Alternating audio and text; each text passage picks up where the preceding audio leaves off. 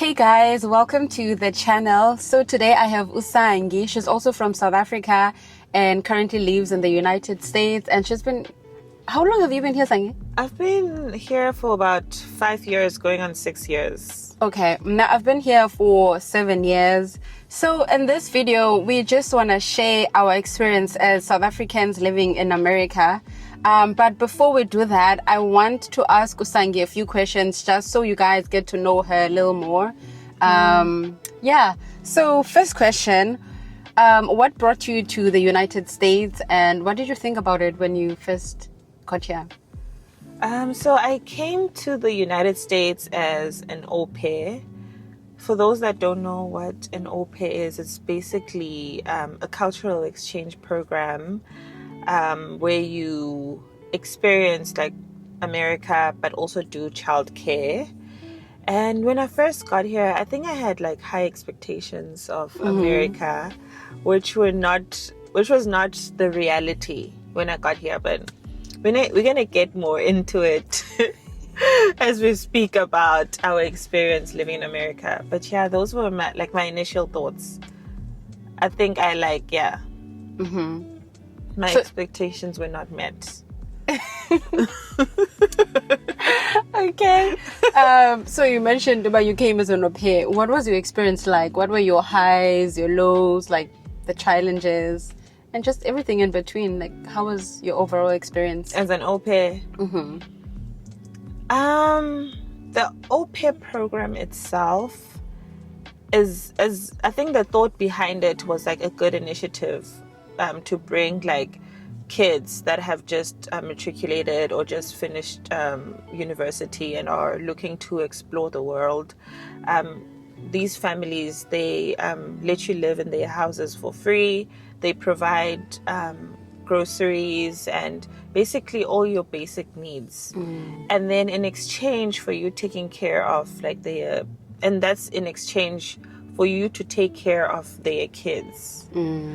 But I think as time went by, most families started taking advantage of the program itself, where they just saw it as cheap labor, basically, where these kids come from like all over the world to help you take care of your kids. And that's all they focused on, is that you are going to be a nanny, and they don't do the cultural exchange part of the program.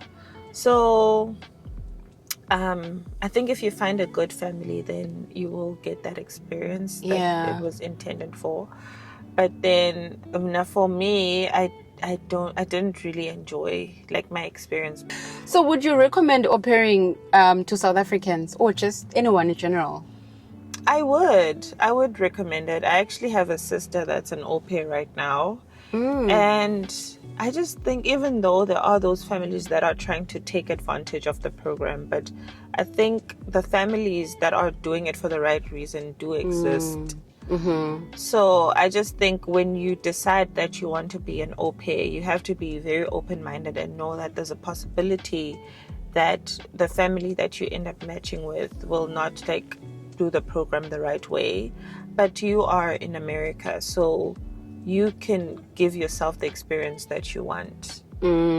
So instead of like being in South Africa and unemployment rate as a South Africa and not like going out there and just like taking an opportunity, I would highly suggest you taking that opportunity and just see where it leads you. I actually have a few friends that were au pairs, and some of them had a really bad experience with their families, but then some did have good experiences and were able to like go study. I guess the families did pay for their studies and stuff like that. So they really had a good experience. So I feel like it's just a hit or miss with doing au pair and finding the right family. But once you find the right family, it's a good program. And I just think another thing that we do when we finally get accepted into the program was America, you just want to be in America. You don't take time to actually get to know these families. Because I always advise people, it's like once you get accepted, take time. interview, like if you have to interview 20 families, do that. Don't be like, you are son and different next month and just like settle for any family. Oh, so obviously I've never been an au pair before. So there's that process of interviewing the families. Yes. So there's that process where the family is interviewing you. Now are you interviewing the family? So it's basically there's an app or like a website where you're going to see a list of families. You're going to see how many kids they have, where they live. There's pictures of like their house. So you get to like really see what you're putting yourself in. And then you can match with that family and then interview them. And if they like you now, well, they'll match with you. And then you guys can schedule an interview. And you can do that with like multiple families. But sometimes it also depends on the agency you come with. Some agencies have more families than other agencies. Okay. Can you be part of 2 agencies, or you can only be... No, only one. Only one agency. Yeah. Okay.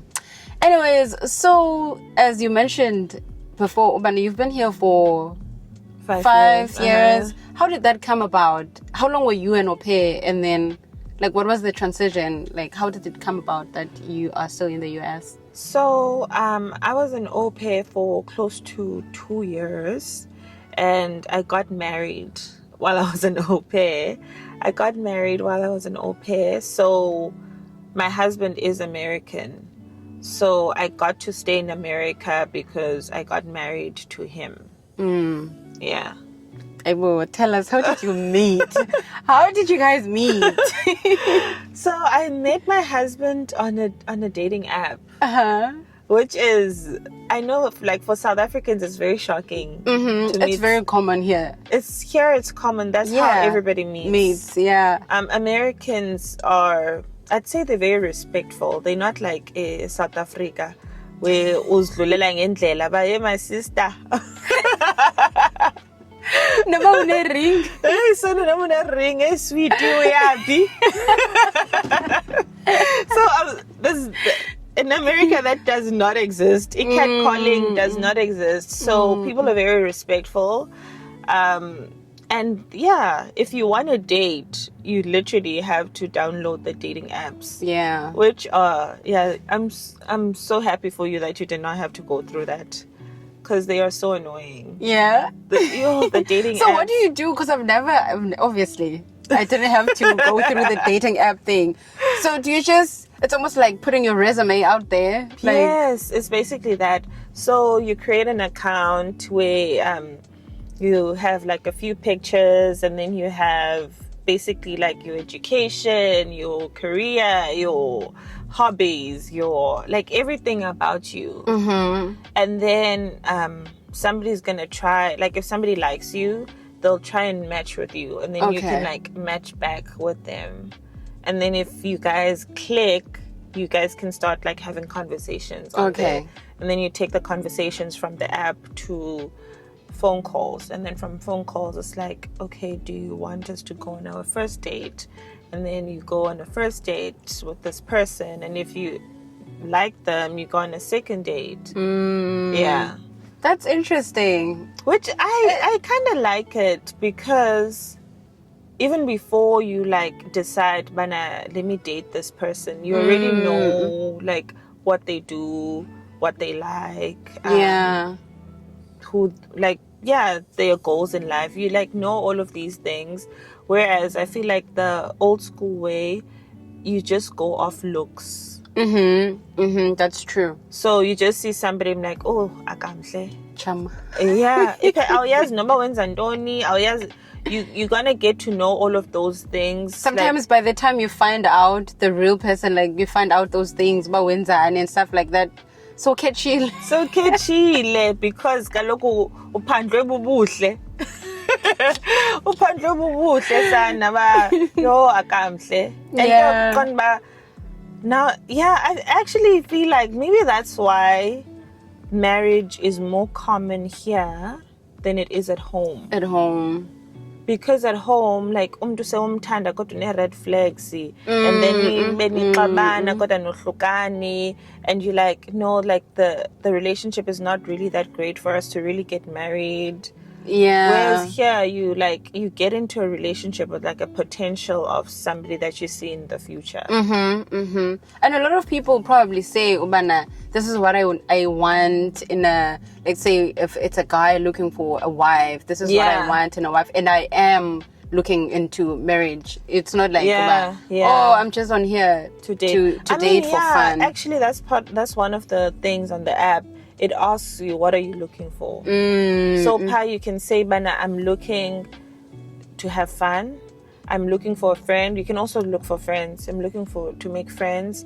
I am looking to be in a serious relationship, or I'm looking for like a potential husband or wife. So I must download it, gay. Hi, but you okay, friend? Oh, yeah. Yeah, actually, I know a few people that have met as friends. Okay. But anyways, so that's how you met. You were still telling us the cut, but you met your husband on the dating app. And then tell us a little more. So he lived in Portland, and I lived in Denver, and this was during COVID. So I was visiting Portland right before he locked down. The family that I lived with were from Portland but lived in Denver. So we were visiting Portland, and the app picks up your location. So it will match you with people that are in your current location. So because I was in Portland, it matched me with my husband. And the day we matched, I was going back to Denver. So we could not even meet. And then I think like a few weeks later, it was locked down. Whoa. So we just kept speaking, and in a lockdown, like people were on the phones the whole time. So we were like FaceTiming for like 4 hours every day. Like we're just like speak from the time he gets off work and I get off work. We just like speak until Siolala. And then eventually when they lifted the restrictions of traveling, he traveled and he visited me in Denver. Hey, this guy was serious. Yeah. He literally flew down to come see you. To come see me. And then a few months later, he proposed. And then we got married the same year. And my family, I think another thing that was like a success to a relationship yet is that the family that I was living with, they were going to move back to Portland like 7 months later after I had met him. So we knew that eventually we're going to live in the same city. Yeah. So, but he proposed even before we moved. And yeah, when I moved to Portland, and then we got married, and yeah, the rest is history. How long have you been married, Guk? You just celebrated 5 years, no? Yeah. Oh my gosh, yes. Wow. So I got married. I got married the following. So I came to America in June, and then I got married the following year in September. So the next coming June, I'm going to be finishing 6 years in America. Okay. Well, thank you for sharing. Ivo, thank you for sharing how you met umyeni wakho. So we've already established, Umana, you are married. So what do you do, Ngogo? So now I'm a flight attendant. I became a flight attendant in 2023. What inspired that? So I've always wanted to be a flight attendant, honestly, like straight out of high school. While I was in high school, I knew that's what I wanted to be. I just loved like the whole look of like flight attendants. Like every time because I used to visit family. I'm from Port Elizabeth, and I used to visit family in Joburg, and I'd like go on a flight, and I would just see them like walking at the airport and on the plane, and I'd just be like, yo, Sana, I love this career. Yeah. And so after high school, I was like, yo, I want to be a flight attendant. And my parents were like, girl, no. I was jelly logo. My parents are now, no, you need to go get education. And I just, like, even to this day, my mom does not see me being a flight attendant as an actual, like, good career. She wants me to, like, be Have something. an office job, maybe. Yeah. So I ended up going to university and I did psychology. And yeah, now my degree is a decoration. But I did that just to make my parents happy. But now I knew, like, what I wanted to be. And then immediately after graduating in South Africa, I went to UJ. Immediately after graduating, I started applying to be a flight attendant. I applied like at British Airways, SAA, Mango. I was just like applying to all these like South African airlines. But it's so hard to be a flight attendant in South Africa. I would not even get called for interviews. And also in South Africa, they want you to have like the aviation license, which is about, I think it was like 17,000. Oh my word. To get it. And then I just finished university. My parents like just finished paying for my degree. For the tuition, yeah. And then aviation. So obviously like that was not going to be a thing. So I started working in like different jobs in South Africa, and I had a business, but I was still not like fulfilled with what I was doing. And then that's when I decided, let me look into going overseas. Because I have two older sisters, and my two older sisters came to America, but went back home. Were they au pairs? No, they did work away. Oh, yes. Yeah, they did work away. So, and that's also another thing I wanted to do after high school. I either wanted to do work away or do the flight attendant thing. But my dad was like very strict on me. He wanted me to do like the basic route of education and then working and yonke. So when I wasn't satisfied with like what I was doing in South Africa, I was like, okay, let me go back. Since I'm not getting a job here by a flight attendant, let me do my second option of going to America. So when I got here and then I realized I'll be living here, I was like, actually, now that I'm here, let me see if I can be a flight attendant here. Yeah. Yeah. So, like, what's the process of becoming a flight attendant, Ab? Here you just apply. And they don't want you to have any license. There's not a lot of requirements, to be honest with you, because in South Africa they also want a BMI yakho. Here they don't even look at your BMI. They just basically look at your customer service experience, which is what I had. So you apply, and if you get accepted, they invite you to an interview, and you go to the interview, and once they accept you, they train you for 6 weeks. And that's when you get that license. Okay. So you get the license, and then after that you start working. Okay. So I'm curious to find out, Uba, for an example, if someone is watching, they're in South Africa, they don't have an American visa, like they don't have any kind of visa. Do like American airlines sponsor e-visas too? No. Or you need to have your own visa or be a US citizen, basically? Yeah, you have to be able to work in America to be hired by an American airline. Okay. Yeah. Okay. I know Emirates and Qatar sponsor visas, but the airlines in America don't. Okay. Yeah. All right. Thank you for sharing your story, Sakusangi. Guys, we are running late. I don't know if we told you guys, but it's Thanksgiving namhlanje. So we have a Thanksgiving lunch with friends. So we're going to continue the video while I'm driving.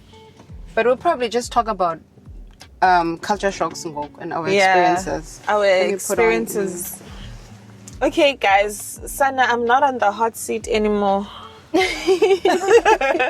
Now we can speak about both our experiences as Americans. So, okay, when Linku, when you first got to America, what did you think? I think One thing. Okay, guys. Sorry, I'm just looking at the map. Downtown is so confusing. I think Nane. Okay, so we got here, and then the following day, one of our friends took us out for lunch. The food was so salty. That was one thing I was like, oh my gosh. Wait, what did you order? We actually went to a burger place. We went to, Oh. I don't know if I should mention it. We went to In-N-Out.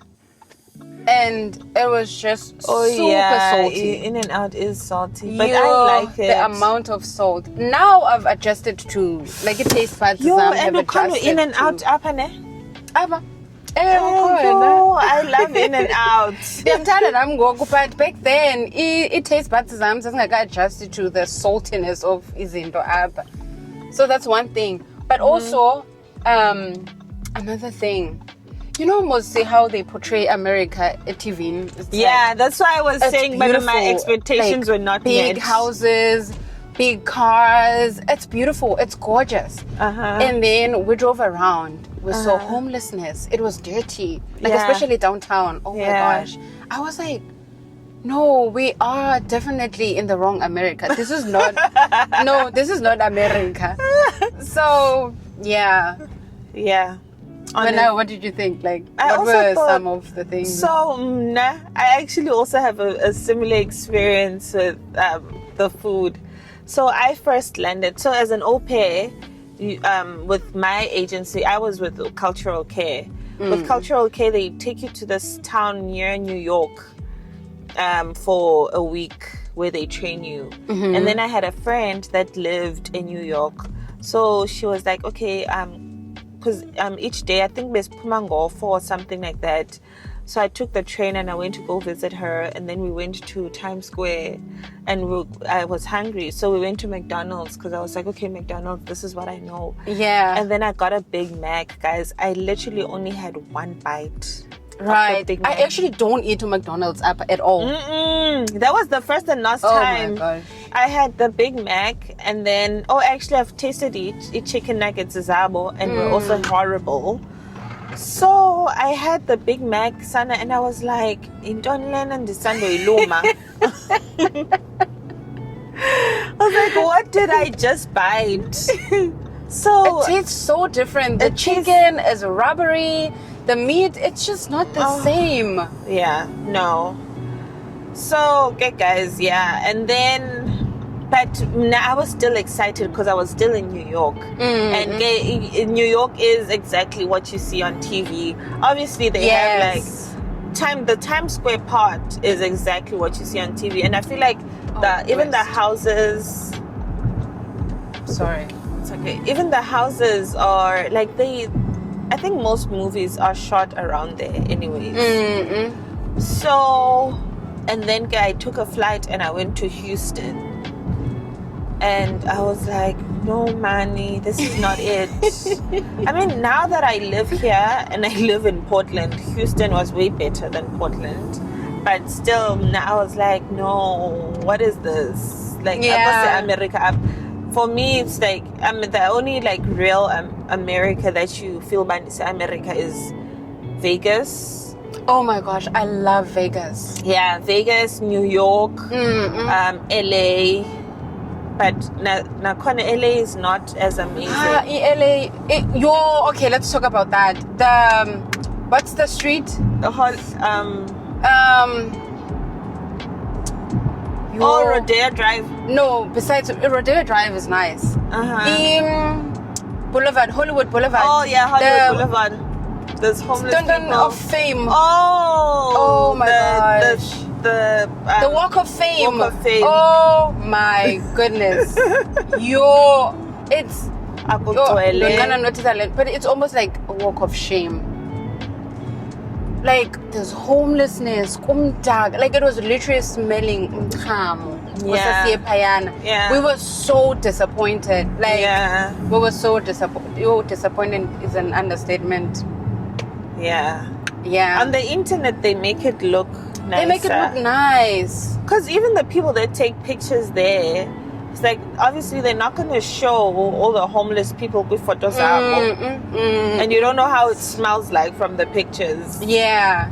Yo, Aisha, it was so dirty. Yeah, but yeah, when it comes to their food, you eventually get used to it. You do, Shem. You do. Like now I love, like you said, when you love In-N-Out, but the first time you had it, you didn't really like it.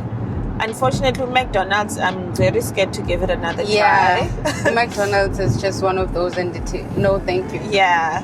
I think because you have an idea of what it's supposed to taste like. Yes, like in South Africa, or McDonald's is nice. Yes, I think that's the reason actually. It's because you have an expectation of what you want it to taste like. Yeah. But when you go to sit down restaurants, the food portion. Yes. The food portion is like you can order one meal for 2 people. For 2 people. Because they buy a paka. They don't play. Abakho stingy. South Africa is stingy. No, South Africa. If fries is 5. No, here the food portion is. They're very great. generous. Very generous, Shem. And you get your money's worth, I think, when it comes to food. Because in South Africa, when you go to like a sit-down restaurant, you're gonna pay like 200 and something for a meal, and I'll shoot no shoot. Are you left over? Whereas here, you can pay like maybe the 300 rand when you're converting, like a $20 meal. You can eat that twice. Yes, they are very generous. I'm gonna give them always that. have leftovers. Yeah, always have leftovers. Yeah. And then also like talking about in their generosity app, people are just generally generous app. And I feel like I don't know because I'm around like Christians a lot. Not even that, man. I feel like people, even when they're not Christians, they have something that they give towards to, like they have a cause. They give towards izinja, like the dogs, or they have an organization that they support. Like abakho stingy ngemali yabo. I feel like I don't know if people are generous. Actually, there's this there's a few flight attendants, but they love pets a lot. There's this hotel that we stay in Hawaii. Payana, they have cats, like stray cats, as needs. A lot of flight attendants literally like want those trips so that they can go feed those cats. Like Aban Balapa, they take stuff like that seriously. Yes. And just giving way too. I think that's why Africa, like this poor place that they need to like give money to. Because South Africans don't really care for that. Yeah, which is interesting because in Sinala, we're supposed to have that culture of Ubuntu. Yeah, like, we're big on Ubuntu. Yeah, but I don't feel like. Maybe back in the days, like people were more open and very generous. But I feel like Abantu, they just kept to themselves, isn't those abo? We're not as. But I mean, when it comes to Ubuntu, like you in your neighborhood, like in South Africa, you can go to your neighbor, utibana. Your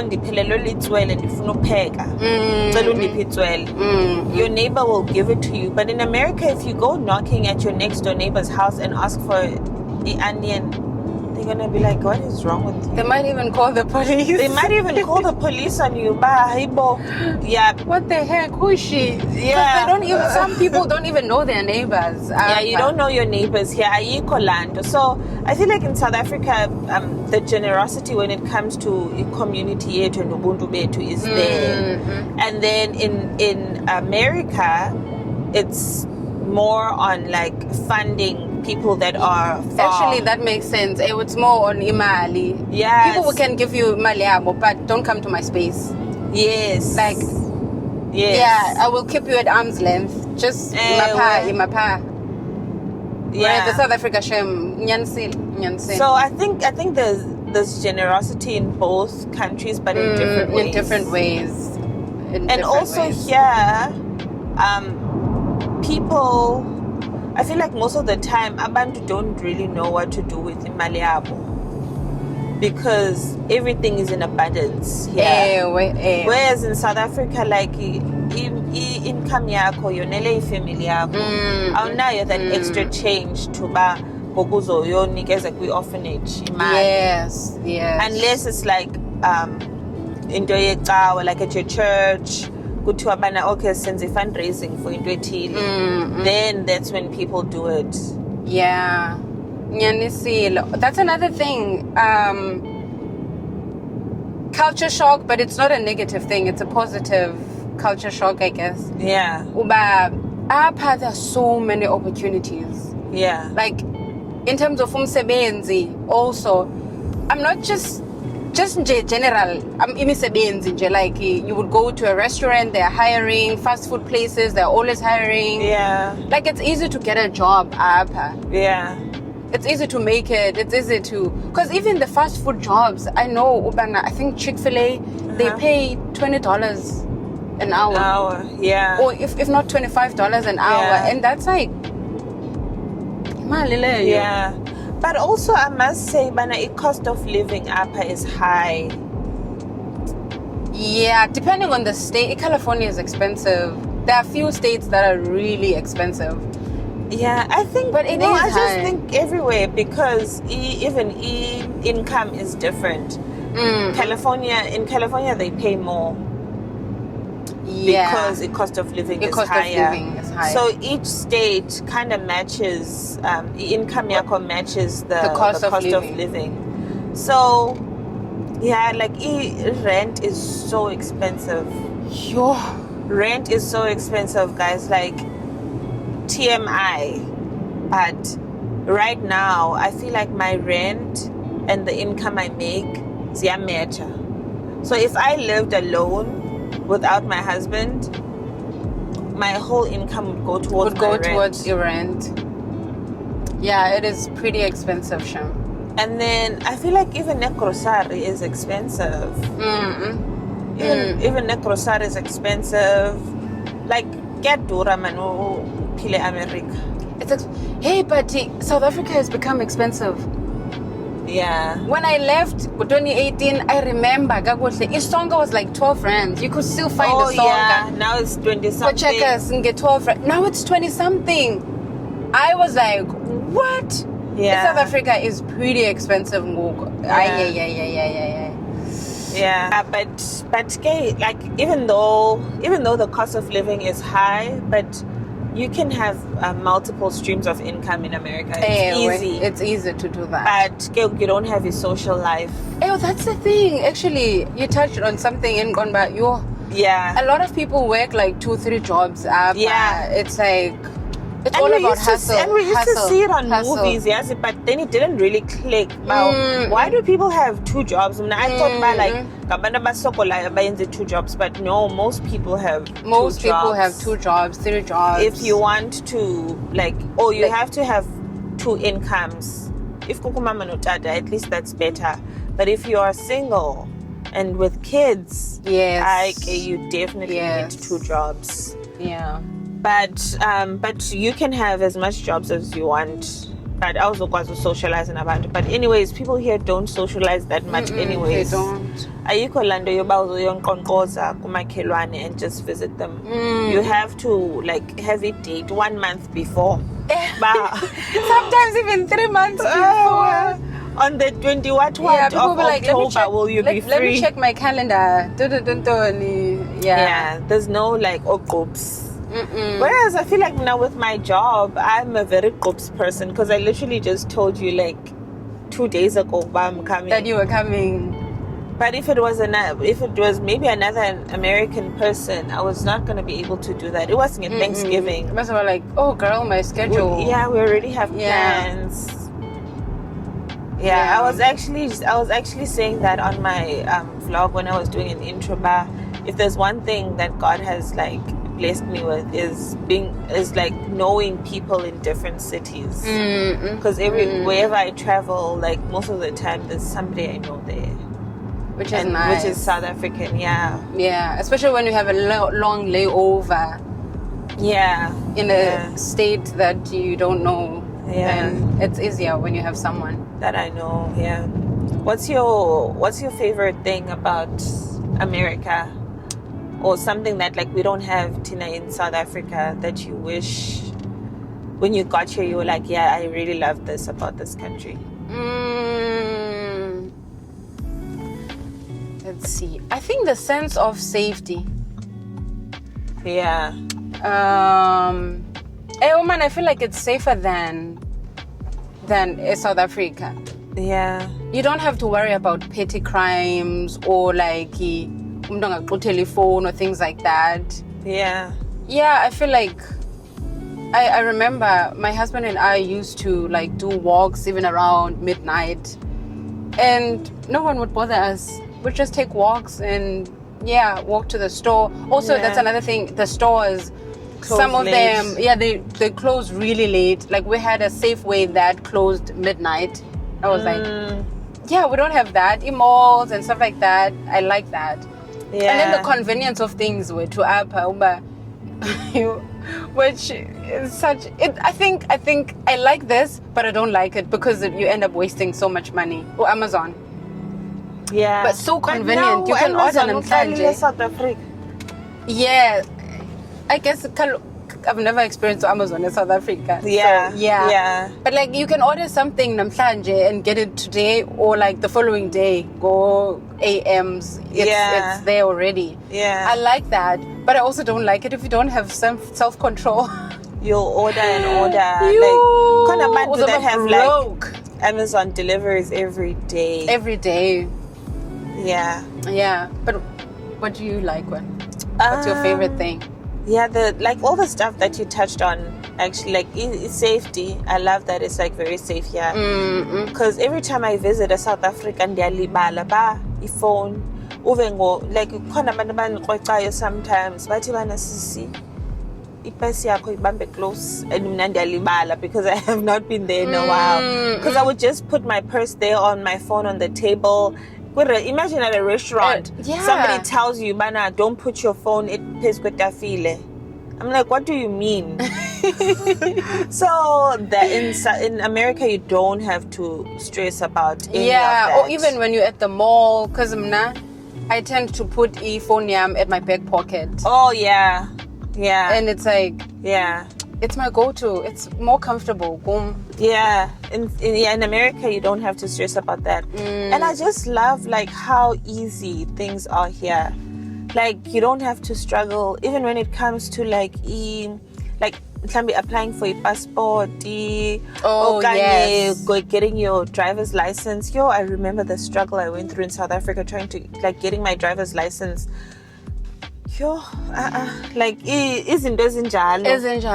But there's not a lot of like it's like so bribery. Small. Yeah, also, you don't have to bribe. No, you don't have to bribe. And even getting your driver's license is so easy in America. I'll go Lentosa. What's that thing with parallel parking and don't. No, you still do parallel park. I did parallel parking. I didn't. Really? No, I still had to. They didn't make me do it. You do it on an automatic car, which is nice. What's that other thing? Yeah. On the hill. Oh, did you get your license in South Africa? That's why. Oh, maybe that's why. Yes, I only got my license here. In South Africa, here. Sana, when you get your license, it clutch balance. Oh, have you heard of it? Yes, you have to do a lot of people fail how to clutch balance. Yeah, moto ya rola and mau praipanga ke ku late for it. I think I like that app, Ubana. I don't have to stress when I go to DMV, Ubana. Oh, they might ask for a bribe or anything like that. I know, even if a police pulls me over, it's not going to be a bribe. No. Actually, if you try and bribe, you'll get in trouble. So banjwa. Like I feel like life here is more smooth. In South Africa, like there's so many hurdles in everything that you try to do. Like hurdles, especially things that have to do with what do you call this? Wasn't like a license, like stuff like that people have to do. What do you mean? What do you call them? Service delivery. Oh, yes. So yeah, when it comes to service delivery, like in America everything runs smoothly. Sure. I'll give them that. Yeah. Yeah. That's it. Yeah, that's it. We are home. We're picking up Ulu and Habi, and then we're gonna go to the dinner, Thanksgiving dinner. So, yeah, thank you, Sangi, for sharing a little bit of your story. Yeah, thank you for having me here. This was a nice, quick chat. Yeah. And then we'll see you guys in the next video. Bye. Bye, guys.